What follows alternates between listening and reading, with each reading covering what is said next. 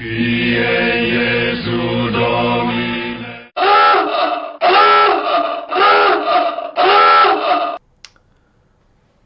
right, happy Monday morning, everybody. Let's do this. This is just natural lighting in the room, so we'll see how that works out.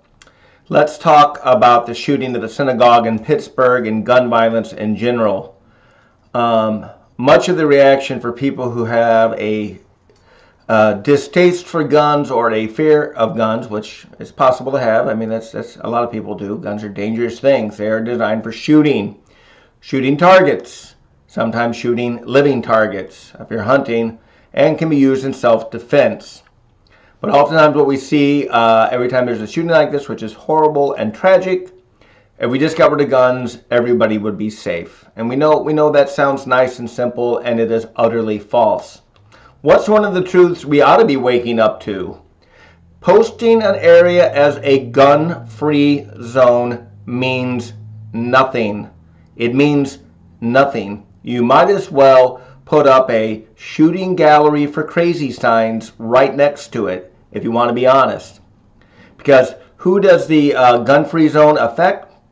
People who generally want to abide by the sign. Who are your good people? Who are conscientious? And so this gun-free zone makes us feel good, but it is a lie. It's a lie we live with because we're afraid that it's going to turn into the Wild West. I mean, that's really always the imagery that I think people on the left use. It's going to be a Wild West thing. Everybody's going to have guns. You're all going to be shooting one another. Well, I got news for you.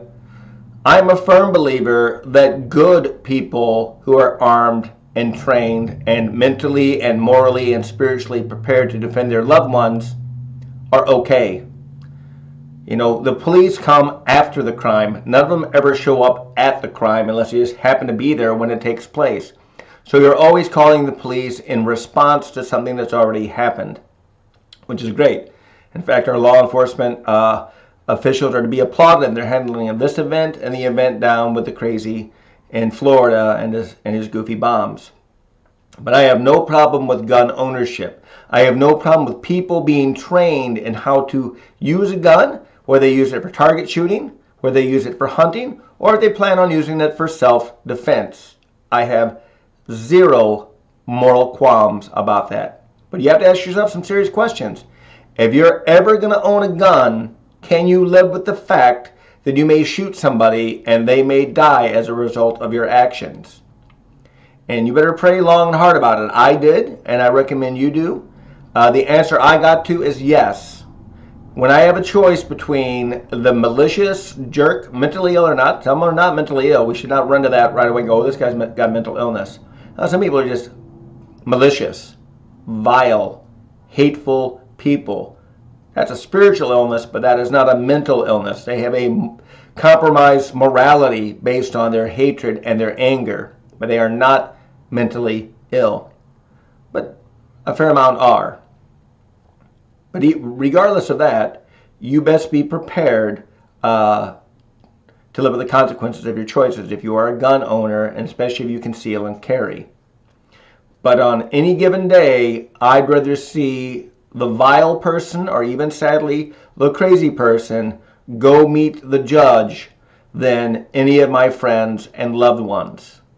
Shepherds carry a staff to guide the sheep. Shepherds also carry a staff to beat the wolves. Now, if you can just beat the wolves and keep them away, that's great. But I got news for you. Best way to keep the wolf away is when the wolf is dead. It don't get to come back. Now, I'm not advocating killing people when they come in armed situations, but if you come into any building armed, when you're brandishing a weapon, you've already declared your intentions, and that needs to be dealt with directly and concretely. Because if I'm walking out in public with a gun and it's not at a rifle range or a shooting range, that's broadcasting some very dubious problems to people, and that needs to be dealt with. You know, what's going on.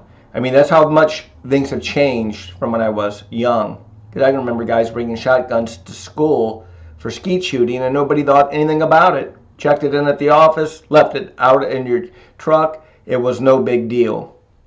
But now it's become such a polarized issue, And I'm going to tell you, the answer is not more gun restriction. The answer is not gun-free zones.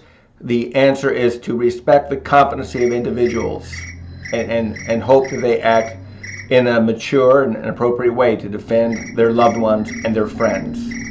Goodbye.